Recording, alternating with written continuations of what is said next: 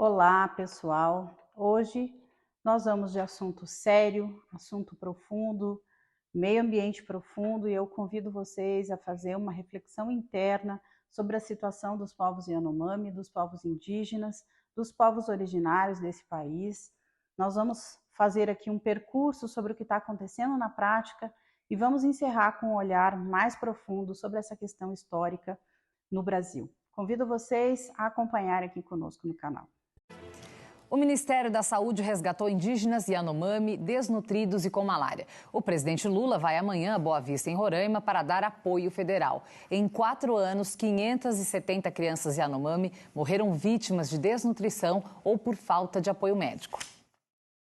A matéria de capa do portal Suma Uma mostra a foto de uma criança de 3 anos de idade com apenas 3,6 kg, o mesmo peso de um recém-nascido. Fome, desnutrição e abandono se alastram pela terra indígena Yanomami, o maior território demarcado do país, onde vivem quase 30 mil pessoas. Nos últimos 4 anos, as mortes de crianças com menos de 5 anos, que poderiam ter sido evitadas, aumentaram quase 30%. 570 foram vítimas da falta de atendimento básico. Hoje, nós não poderíamos nos furtar a falar dos nossos povos indígenas, ancestrais, povos originários, a situação que é provocada nessa discussão em torno do que está acontecendo em Roraima, no território Yanomami, e eu entendi que era fundamental nós fazermos um percurso sobre toda essa discussão, o que é que está acontecendo na prática, e nós vamos encerrar com uma reflexão muito profunda sobre o nosso papel individual com relação a esse histórico, e ao que acontece no Brasil em torno dos povos tradicionais.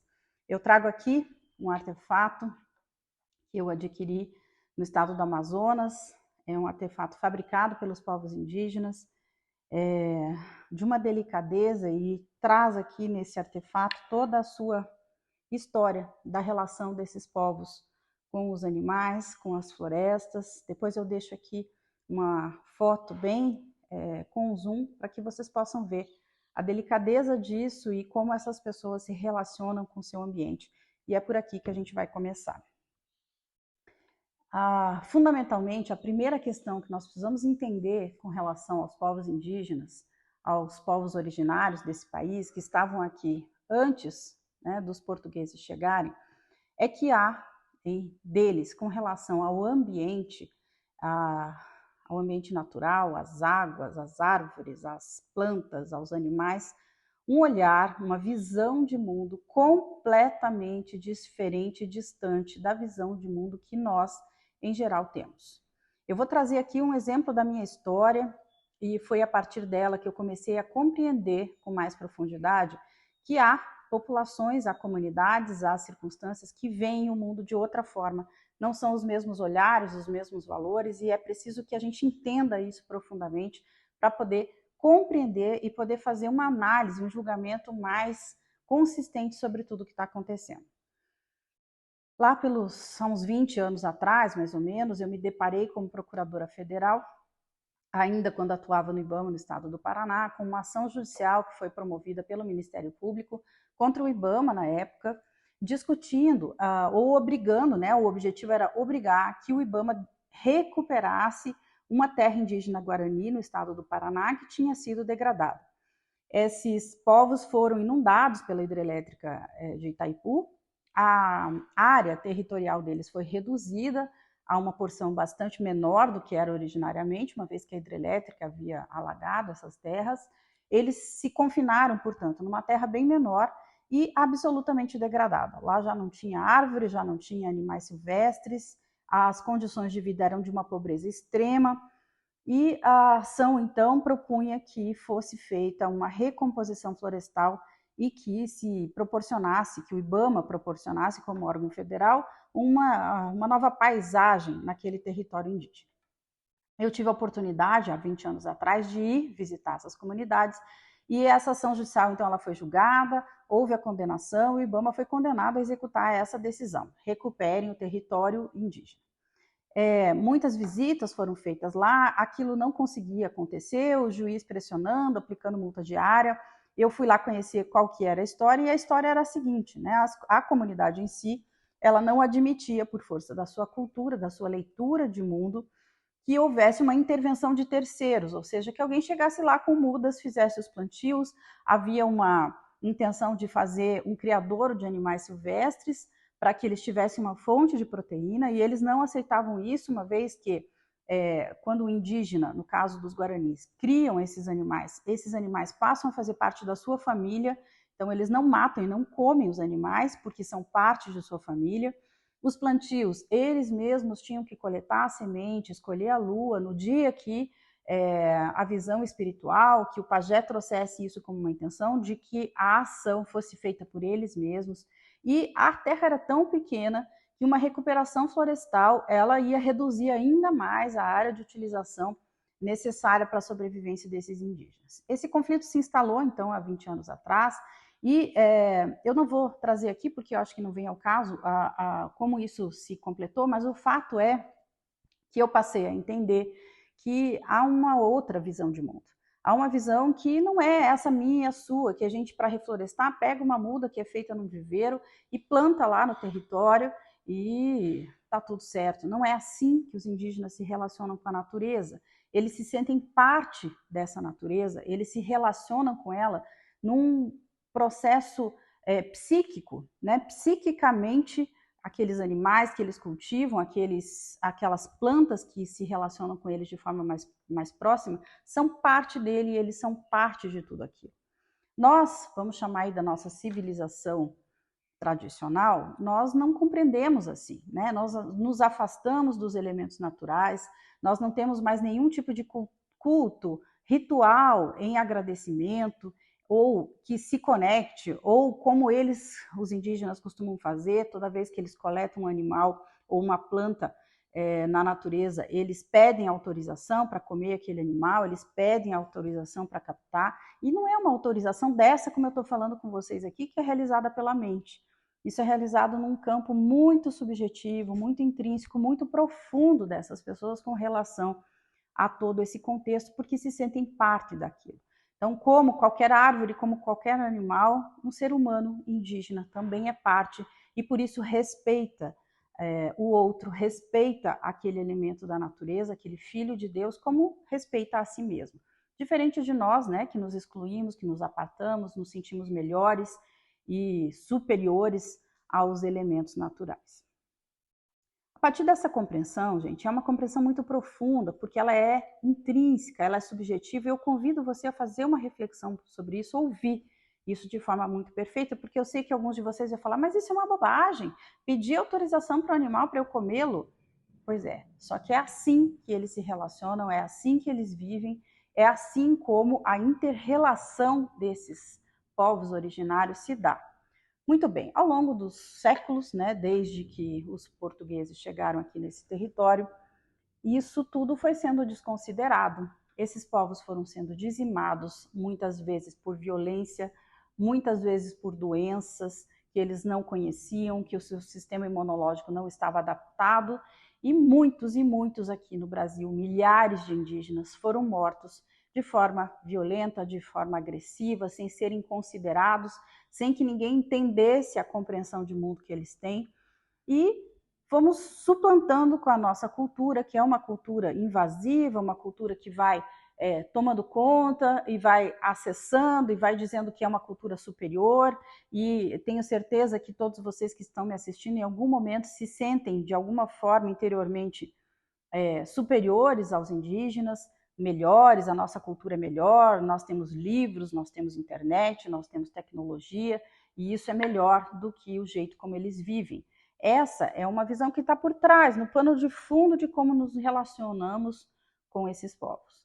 A partir daí, essa tomada, né, às vezes agressiva, às vezes violenta, às vezes sutil, né, a nossa civilização vai chegando, e aí ela chega com um presente para um indígena, lá no começo nós vamos lembrar disso, então uma roupa que eles nunca tinham visto, é claro que é mais confortável, um carro é mais confortável do que andar a pé ou a cavalo, uma televisão é uma coisa bacana, uma geladeira é uma coisa bacana para conservar os alimentos, e é claro que essas populações elas vão se deixando também se envolver e seduzir por todos esses objetos e essas tecnologias que nós produzimos, e isso acaba gerando um mix intercultural, né? Uma mistura intercultural. A partir do momento em que essas pessoas, esses indígenas, se submetem a isso, se acessam isso, eles já não são mais aquele povo que se relacionava originariamente com os recursos naturais no seu contexto, e também não são e nunca serão, pelo menos nessa fase de interseção aí entre uma coisa e outra, entre uma cultura e outra, eles também não têm a compreensão de mundo que nós temos. Há uma diferença, há um processo que intermediário nessa tomada de uma nova cultura, no deixar a cultura antiga para trás, e como isso tudo se constitui com vários interesses aí envolvidos. Vamos entender essa questão Yanomami, um território, né, bastante grande, ainda com vegetação, que já foi quase metade perdida pelo garimpo, pela exploração florestal irregular. Essas pessoas estão muito distantes das áreas urbanas, então essa comunidade Yanomami, agora que está aí em evidência, fica a quase 300 quilômetros da cidade, não tem acesso por estrada, então só vai até lá de avião, e vejam a dificuldade dessas comunidades estarem lá. Então, para elas, imaginem que em algum momento elas viviam, né, daquela cultura tradicional que nós conhecemos aí, da caça, da pesca, de alguma produção alimentar. A cultura chega com medicamento, chega com alimentos acondicionados, né, em sacos plásticos, chega lá com os biscoitos, com uma outra coisa que eles nunca conheceram. Boa parte deles não falam português, ainda falam a língua mãe, e aos poucos isso vai chegando. E ao chegar, é claro que é muito mais fácil receber uma cesta básica do que continuar e buscar o meu alimento como eu sempre fiz.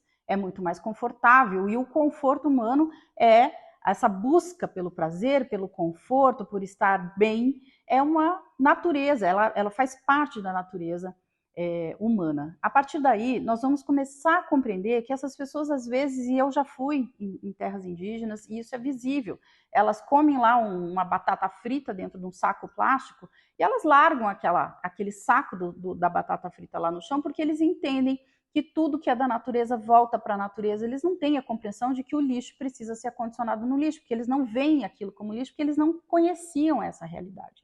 Isso nós estamos falando dessas comunidades indígenas que ainda estão lá vivendo na floresta, que tem pouca relação. E aos poucos, né, à medida que outras comunidades estejam mais próximas e vão se envolvendo, elas vão aprendendo essa cultura, entendendo como é que nós funcionamos e decidindo se elas querem funcionar no modo antigo ou no modo novo. Às vezes, sem muita nem autonomia para decidir sobre isso, porque a vida vai impondo uma outra condição.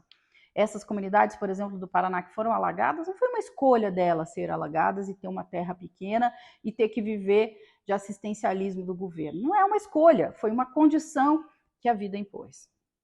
Essa compreensão de mundo e a compreensão de que existem pessoas que veem as coisas de uma forma diferente e têm uma relação diferente com a natureza, e nós temos uma outra relação, isso tudo precisa dialogar de um lugar muito profundo, muito sério, muito honesto, e aí nós vamos encontrar lá nos Yanomamis, né, a invasão dos garimpos, né, garimpos ilegais, porque hoje a nossa Constituição, ela permite, desde que haja um regulamento do uso dos recursos naturais nas terras indígenas, ela reverte qualquer benefício do uso da terra nas comunidades indígenas para as próprias comunidades. Isso é um texto constitucional e que ele não vem sendo respeitado, porque a falta da sua regulamentação ou a falta de um entendimento nacional sobre se deve ou não explorar os recursos naturais em terras indígenas leva aos ilegais, leva aos grandes garimpos. São grandes financiadores e investidores por trás disso, que levam a história lá, por exemplo, dos Yanomamis. Quase 50 viagens de helicóptero entre a cidade e o garimpo todos os dias. Nós sabemos aí quanto custa uma hora de voo de um helicóptero, levando maquinário, levando tecnologia, levando internet, levando comida para os garimpeiros e nada para os indígenas. A convivência acaba trazendo doença, acaba trazendo dificuldades imensas. Essas pessoas que estão lá em terras indígenas, em algum momento o governo falou, eu vou lhes dar assistência lá na cidade. Então precisa uma aeronave buscar, uma aeronave retornar. As aeronaves que o governo destina são de pequeno porte, não tem pista de pouso na terra indígena de larga escala para um avião grande. Então, muitas pessoas foram para a cidade e não conseguem voltar, outras não conseguem sequer ir, os médicos não vão, o alimento, a saúde, enfim, isso vai gerando, né, uma complexidade imensa e que se resume na falta de respeito aos nossos povos originários, na falta desse olhar mais profundo, que compreenda a sua relação, que é uma relação diferente, que compreenda que as discussões internacionais sobre isso apontam para o princípio da autonomia dos povos indígenas, dos povos originários. Cabe a eles decidir o formato e a forma como eles querem viver, não cabe que nós digamos para eles, vivam assim ou vivem assado. Há todo um respeito a essas culturas que nós precisamos conhecer e nós precisamos reverenciar.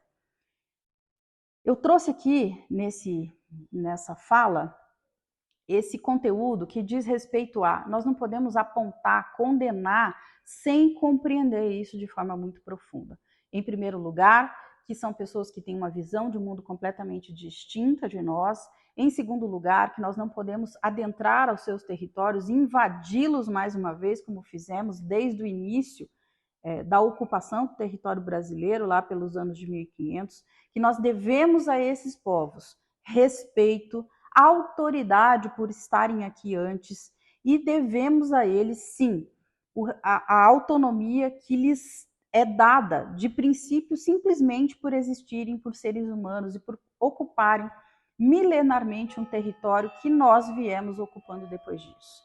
Aqui fica um olhar muito destacado para essas atividades econômicas que não respeitam nada disso, que não respeitam o meio ambiente, esses garimpos que estão lá financiados por pessoas de muito poder econômico e que estão lá contaminando aquelas águas com produtos químicos, com mercúrio, águas que depois esses indígenas precisam beber, estão lá resgatando recursos minerais sem considerar a realidade de vida dessas pessoas e dessas comunidades, até porque eles sequer adentram a essa questão, há uma apropriação indevida do território indígena, e alguém aqui pode me dizer, mas é uma bobagem, um território maior do que o Estado, não sei do que, como assim que nós vamos deixar esses indígenas, um pingo de indígena sobreviver num território enorme, nós não vamos ocupar o seu território? Vejam só, essa é uma decisão constitucional. Esse caminho do respeito à terra indígena e da exploração dos recursos naturais em terras indígenas em favor dos indígenas, não fui eu que decidi, não foi você, foi a nossa Constituição Federal. E eu parto do princípio de que qualquer civilização, qualquer país, qualquer nação, para que ela cresça, se desenvolva, nós precisamos cumprir o mandamento que está na nossa bandeira, ordem e progresso. E a ordem vem da Constituição, a ordem vem da legislação superior. Vou deixar a Sansa e o Hunter latir um pouquinho. E, portanto, a ordem vem desse comando superior e nós precisamos firmemente nos submeter a esses comandos normativos, constitucionais superiores, porque é ele que nos dá o progresso. Sem ordem, sem cumprimento de lei, sem que a gente se submeta, seja qualquer um de nós, ao cumprimento máximo desse Brasil, nós não vamos conseguir ser uma nação igualitária, justa, que respeite as pessoas e que resolva esses conflitos que são centenários por aqui e que ninguém consegue de fato colocar a mão e dizer que vai resolver, e não consegue exatamente por isso, porque nós não respeitamos a nossa origem, nós não respeitamos o nosso povo e nós vamos sobrepondo interesses particulares, interesses econômicos, a ganância sobre todo esse componente. Eu convido vocês agora, já encaminhando aqui para o nosso fim, e de forma muito profunda, para que você coloque aí na sua tela mental os povos indígenas, para que você respire e sinta a presença desses povos no seu sangue. Todos nós, brasileiros, em alguma medida, temos algum sangue indígena, temos palavras, temos cultura, temos uma série de componentes que nos trouxeram até o dia de hoje. É preciso que a gente sinta isso dentro de nós. Eu peço que vamos profundamente agradecer, reverenciar e honrar a todos os povos indígenas desse Brasil, que já foram tão massacrados, tão excluídos, não vistos, em torno da ganância, em torno da ocupação, em torno da violência. E eu, Andréa Vulcanes, no dia de hoje, por mim e por todos aqueles que me acompanham nesse pensamento, peço do fundo do coração as minhas desculpas por tudo que o homem branco já fez a essas comunidades. Peço perdão por toda a nossa história. Reverencio a cada um de vocês, indígenas, que se sacrificaram, que têm tanta dor e tanto sofrimento carregado aí no seu sangue, pela ocupação, pela ganância, pelo dinheiro, e que isso é, de fato, uma dor profunda em cada um de nós brasileiros, e isso precisa ser resgatado. Do fundo do meu coração, eu reverencio a cada povo indígena desse território. Agradeço pelo cuidado, agradeço pelas lições, pelo aprendizado, por tudo que vocês nos trouxeram e por toda a paciência, a amorosidade com o território que vocês nos ensinam todos os dias. Meu muito obrigado a você que é indígena, a você que vem de um povo originário, porque é graças a vocês que eu também, que sou de imigração europeia, posso estar aqui nesse território me desenvolvendo, me qualificando e tendo uma vida boa, graças a tudo que vocês nos ensinam e nos deixaram como legado. E eu peço um minuto de silêncio em favor desses povos, dentro de nós. Peço que você aprofunde esse agradecimento e essa honra a todos que vieram. E assim, nós encerramos o vídeo de hoje, pedindo a Deus que nos ilumine, que nos dê consciência, ampliação e amplitude de consciência, para que possamos todos conviver num território justo, pacífico, em que as tragédias humanas deixem de ser uma história do nosso dia a dia.